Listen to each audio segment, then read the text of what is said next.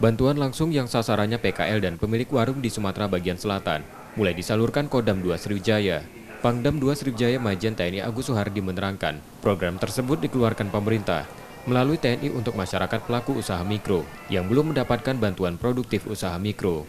Dalam pelaksanaannya melibatkan TNI, mempertimbangkan keberadaan TNI di seluruh wilayah Indonesia dan diharapkan mampu menjangkau pedagang kaki lima dan warung dengan tepat sasaran. Wilayah Kodam 2 Sriwijaya, 8 kodim yang melakukan penyaluran BTPKLW yang masuk dalam level 4 PPKM. Tahap pertama sekitar 24.000 penerima bantuan, yang masing-masing menerima 1,2 juta, sudah melalui proses verifikasi. Sebelumnya itu ada proses, Pak. Jadi tugas kami para TNI, terutama Babinsa, untuk menyeleksi personil-personil yang akan mendapatkan bantuan ini.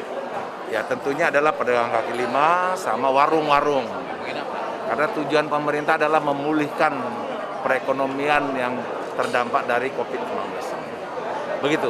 Ini ada berapa gelombang nanti rencananya? 3 gelombang, ini sampai dengan 7 November ya. Sampai dengan 7 November. Penerima bantuan mengaku terbantu dengan program ini, karena selama pandemi omsetnya turun hingga 50%. Dampaknya sendiri di masa pandemi ini sangat besar ya, omset kita bisa turun hingga 50% per harinya, Pak. Gitu. Terus bantuan ini berapa kita dapatnya? Prosesnya terus gimana? Untuk bantuan ini kami mendapatkan 1.200.000 dan untuk prosesnya sendiri itu sangat mudah. Saya sendiri mendapatkan informasinya dari RT-RT setempat, lalu dibantu dan didata oleh Babinsa. Penyalurannya dilakukan serentak mulai tanggal 13 Oktober sampai 7 November 2021. Tim Liputan, Kompas TV, Palembang, Sumatera Selatan.